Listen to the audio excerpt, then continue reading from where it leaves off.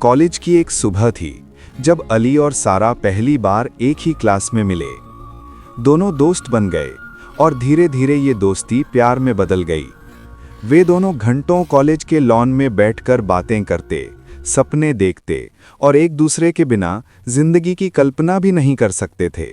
लेकिन किस्मत को कुछ और ही मंजूर था। कुछ महीने बाद सारा को पता चला कि वो गर्भवती है। जब उसके परिवार को पता चला तो उनका गुस्सा 7वें आसमान पर पहुंच गया। उसकी इज्जत के डर से उन्होंने सारा को घर से निकाल दिया। सारा रोते हुए घर की दहलीज की तरफ देखती रही, लेकिन दरवाजा बंद था।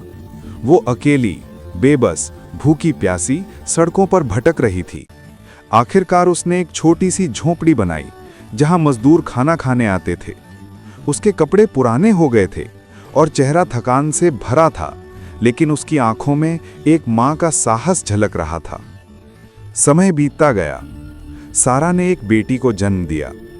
वो बच्ची उसके जीवन का मकसद बन गई।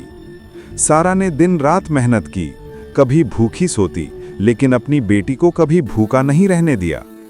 जैसे जैसे उसकी बेटी बड़ी हुई, सारा ने उसका दाखिला स्कूल में करा दिया।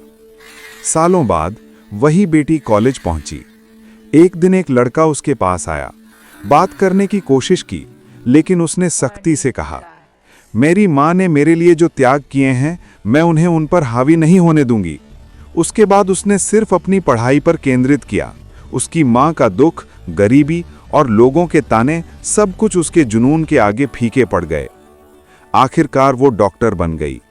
ग्रेजुएशन के दिन जब उसने अपना सफेद कोट पहना तो उसकी आंखों से आंसू बहने लगे। उसने अपनी माँ का हाथ थाम लिया और कहा, माँ, अब तुम्हारा समय आ गया है। वो अपनी माँ को एक बड़े घर में ले गई जहां सारा ने सालों बाद राहत की सांस ली। अब उसकी फटी चादर की जगह सफेद दुपट्टा आ गया था और लोगों की नफरत की जगह गर्व के आंसू आ गए थे।